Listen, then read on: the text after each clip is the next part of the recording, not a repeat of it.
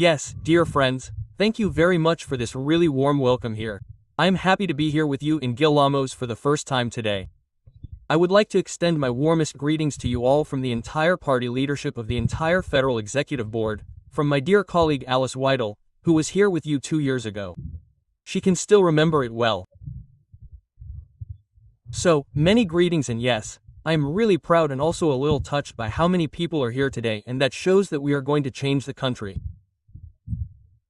Dear friends, we are going to make it blue, also in Bavaria.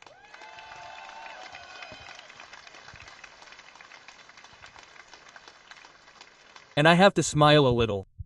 On the way here I briefly read the press reports and there was actually Tino Chrupalla in Gillamoos today. Does he have a sense of humor?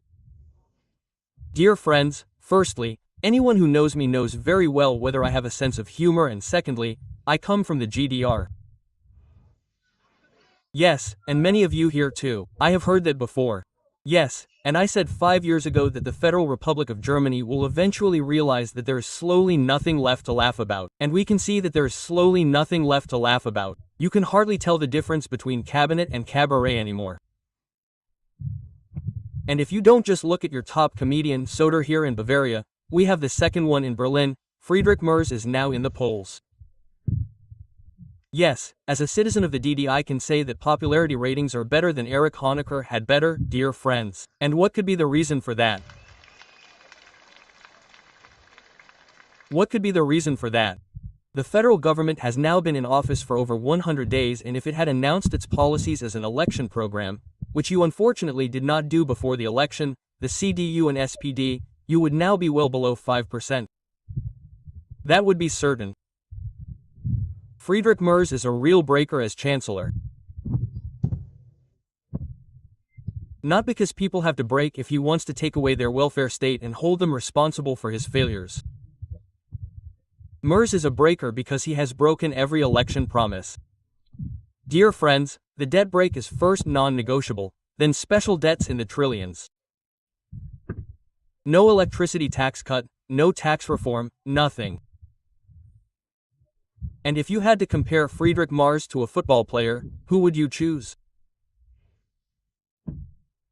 I would choose Nick Waldmate, 2 meters tall, worth millions, poor finish, and nobody in Bavaria wants him anymore.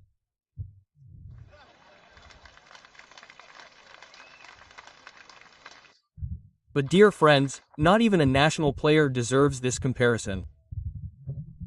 They are also overpaid, but at least they have been practicing their craft or footwork for years and they give everything for their colors. Friedrich Merz was not a politician for 12 years, but a lobbyist for BlackRock and the Atlantic Bridge. How is this man, dear friends, supposed to do politics for the people if he only knows millionaires? And you can see it in us, in our party. First they wanted to exclude us and now they want to eradicate us. But not with us, not with the citizens, not with the citizens of Bavaria and Germany. We will turn this country upside down. That is our claim. Dear friends, we as the Alternative for Germany are the party for every man. We make politics for the ordinary people on the street, for all of us who mean well for Germany. And we are proud of that, and you can be proud in this country without being reported. Dear friends, we are reclaiming this pride.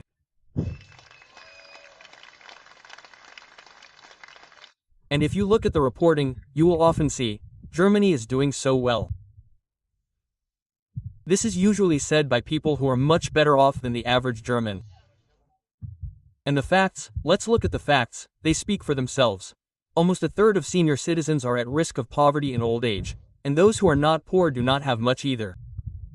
After 45 years of comparable work, a German receives a pension of 1,500 euros. An Austrian, by comparison, receives a pension of 2,600 euros. The average pension is less than 900 euros in Germany, over 1,400 euros in Italy and France. The countries in the south, which we still support with our money from the EU, dear friends. And not even 1 in 2 owns a house or apartment. The home ownership rate in Germany is now below 50%. In Hungary, by the way, almost everyone owns their own home or house and has a roof over their head. And this low home ownership rate also increases the risk of poverty. Pensions are now being eaten up by inflation. A pension of €1,500 is just about enough today, but in 20 years it will be worth nothing, dear friends, because the European Central Bank has to print more and more money so that it doesn't let the southern states of the EU go bankrupt. And the truth that Chancellor Mars simply doesn't see is that 15 million employees do not earn enough for a pension above the basic security.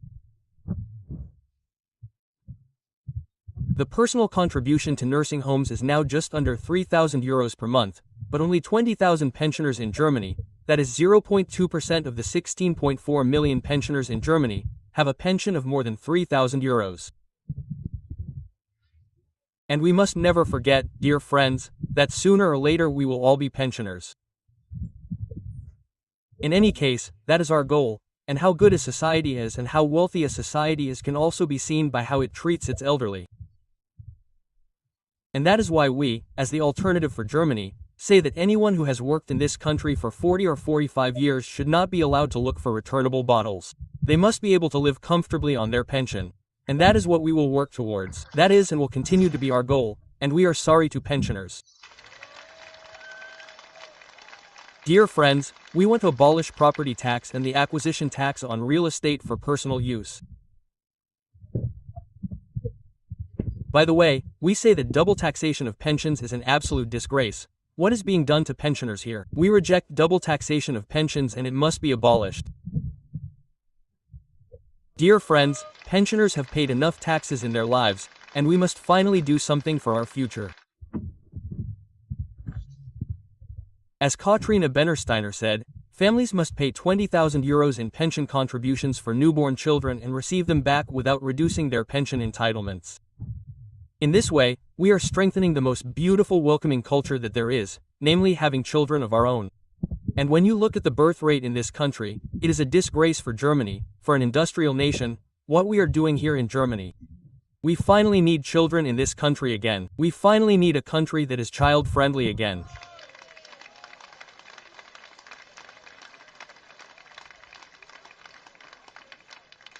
And we also need a pension insurance scheme and, above all, pension contributors, including politicians in the German Bundestag. They should be role models and they should also pay into this pension insurance scheme, just like the civil servants do, so that we finally get these pension contributors back in a fair way. Yes, what did Friedrich Mars announce before the election, dear friends? But in the meantime, he is no longer an asset manager, he is now an insolvency delayer. He is delaying the insolvency of the traffic light coalition. With the old Bundestag, he took on special debts amounting to trillions. This money benefits his buddies in the American arms industry, but not the German citizens. And today we are told that it is still not enough. We have a huge gap in the national budget and that is why we are not seeing any positive effects. Production is falling. The overall output of the economy continues to decline. The number of bankruptcies among companies and the self-employed rose by a whopping 19% last month compared to the previous year. Germany has long been in recession, but for years the federal government has also embellished these figures. Subsidies were treated as genuine added value. Debt as growth. Our party political competitors are now confusing redistribution with added value. And that is also because they have never created value, dear friends, but have always held out their hand from the circle hall to the lecture hall to the plenary hall. This must stop, dear friends. We need doers in the German Bundestag, in the Bavarian state parliament, in the local parliaments. They know what work means. The Alternative for Germany party wants to enable real added value. Employers and employees alike must therefore be relieved and, above all, we finally need real relief. We also do not differentiate between those who give work to others and those who take work away from workers and employees. The worker is doing well when the entrepreneur is doing well. The entrepreneur makes a profit when his employees do a good job. We are not a party that divides, but a party that brings people together. Our guiding principle is German interests, dear friends. This must always be the focus of every politician in their business. German interests for our country, for our citizens.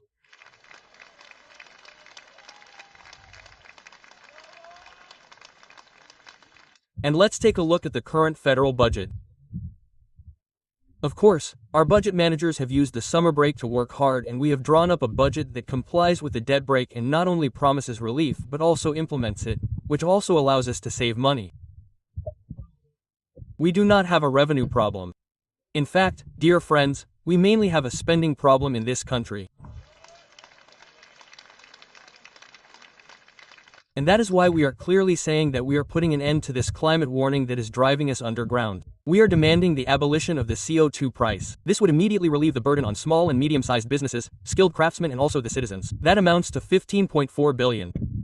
Abolition of CO2 emissions trading, abolition of the gas storage levy, reduction of the truck toll, reduction of the income tax, complete abolition of the solidarity surcharge, and reduction of the electricity tax to the EU minimum, dear friends.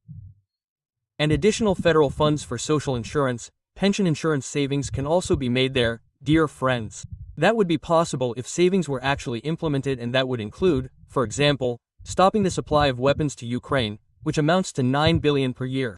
Stop that.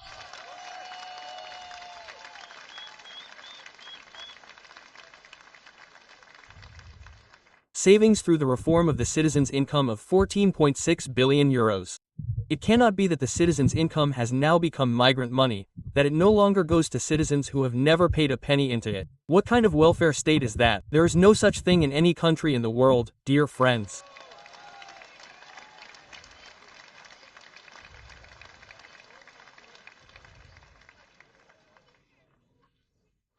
Yes, dear friends, and of course what we absolutely need is an industry that can live again, an industry that can breathe. I used it from the CO2 tax, which is what we also want, and I think that is extremely important for Europe.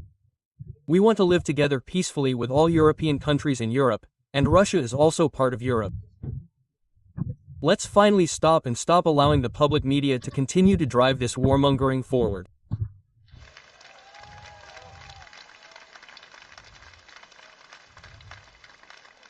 And let's look at the sanctions, the Russia sanctions.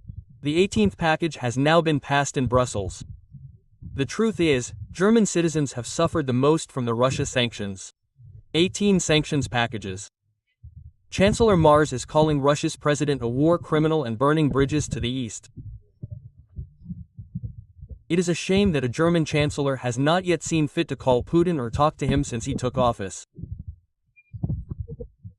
Dialogue is the most important thing, and it spreads peace in Europe. That is what we need, dear friends. And let's see what is happening. We have also experienced that in the Bundestag. Zelensky is touring the continent in olive green and collecting billions for weapons, weapons, weapons. He became famous in Ukraine as a comedian who plays the piano with a body part whose name I can't pronounce. Before 10 p.m. there is constant speculation about possible real estate holdings by Zelensky abroad. The Panama Papers, who cares about all that anymore? Which country are we actually pouring money into? Every year, currently 45 billion euros so far, and that's why we won't let anyone tell us that we have no more money. Dear friends, as long as we keep pumping billions into this corrupt country, there will be enough money, but that money belongs to the German taxpayer.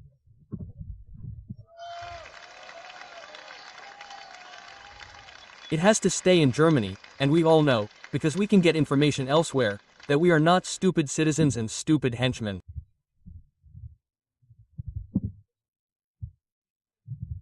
In Ukraine, people are dying for the interests of powerful men. It's about fertile soil. It's about raw materials, sea access, and spheres of influence. And it's not primarily about German interests there. And when Mr. Klingenmeil and Mr. Merr claim that our freedom is being protected in Ukraine, then we can know that that's a lie. We were told this in Afghanistan. Remember, 59 Bundeswehr soldiers died in Afghanistan. For what, I wonder? And they also started talking about Ukraine, the discussion, you know it, there was a discussion about helmets, then it was about defensive missiles. In the meantime, we are talking about ground troops, and we have repeatedly announced it and said that it will happen and that it must be prevented at all costs. We do not want a war with Russia, dear friends.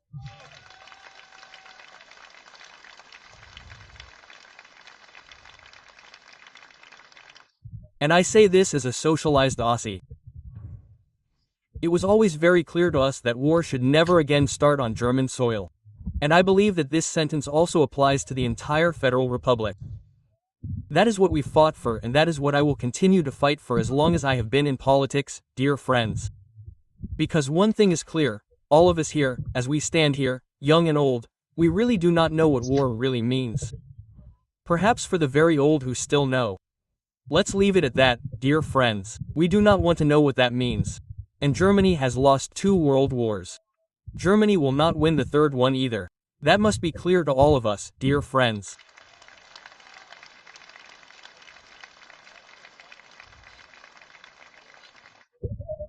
And that is why I see so many young people here, and especially the younger generation, to whom I am making my appeal now, because it is important. We need a generation of young people who are committed to peace and who do not take for granted how to continue a war, as the European heads of state and government want to do. Because what does peace mean? Peace is work, it is dialogue. Peace can only be achieved through daily work. This is a craft product in politics, and it is also something that we have to fight for every day. And as I said, we all do not really know what war means, dear friends. But one thing must be clear to us. We will not let our children and grandchildren be sacrificed for this senseless war. Never again war in Europe. We must do everything we can to achieve peace with Russia.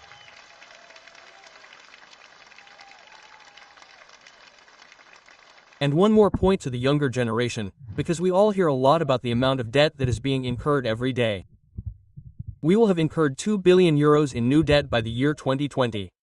That's an unimaginable amount. We can hardly imagine what that actually means. We are currently paying 30 billion euros in interest per year.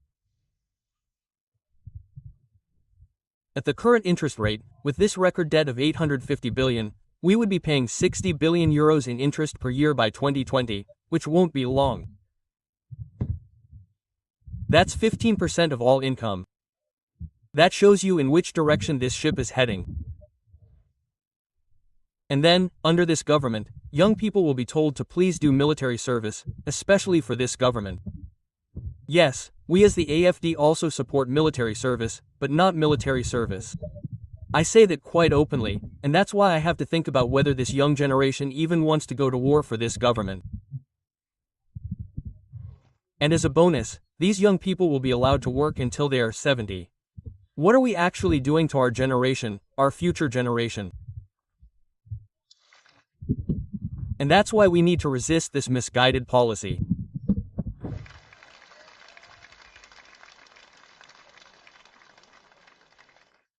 And one more point about Europe, Ursula von der Leyen, the bankruptcy administrator of Europe. Yes, we all know that she is good with money.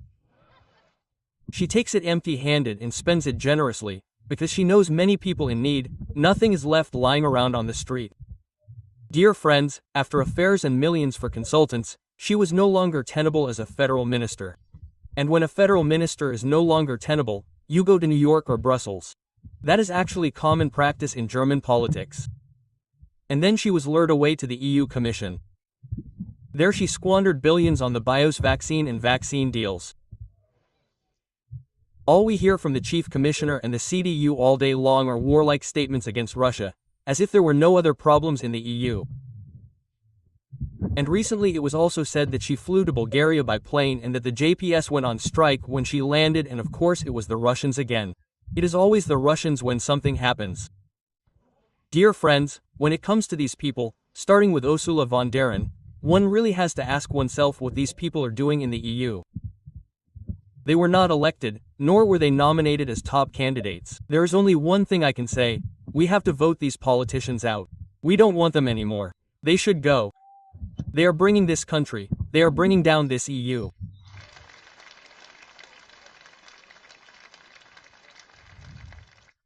And one more thing, which I have now made for the 10th time in 10 years, we can do it. Yes, unfortunately I have to say that this chancellor also comes from the East. I should really apologize for that now, because normally quality always comes from the East, But what she has really done to this country is that we will probably need a few more generations to work through this again. Dear friends, the mood has changed, and if you simply rewind and look at what was still possible in Germany, in Bavaria, 10 years ago, you could still walk down the streets in the cities as a woman without having to be afraid.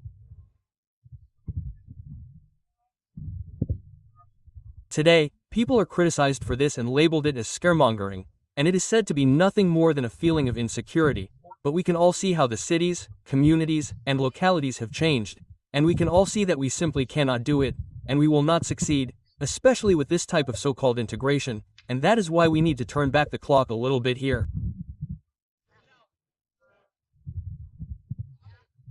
We want normality again, and as the AfD, we will fight for normality, and we will rigorously deport those who have no business being in this country.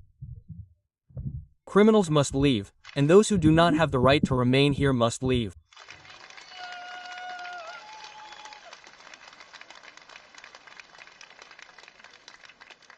And that is why it will take decades to come to terms with these consequential damages.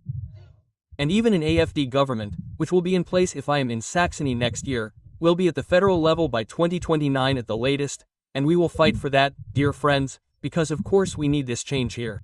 And the parties, the old parties, know that. That's why the rhetoric keeps going on, that's why they're banning parties because they can't get us back. They wanted to challenge us politically, and I still ask myself to this day when they'll finally start challenging us politically, because they know that the citizens want to hear our content. We have content and also Wenning's proposed solutions that will change this country. Dear friends, we will fight for this, and we will fight for it until the very end, as long as we as the AfD exist.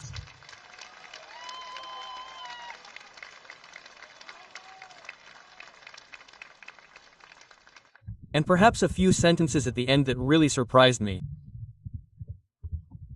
Last week, the Tagesschau, or I think the Hugh Journal, broadcast an interesting sentence, a subordinate clause after the federal cabinet meeting, when it was announced that Friedrich Merz was now meeting with his fellow ministers.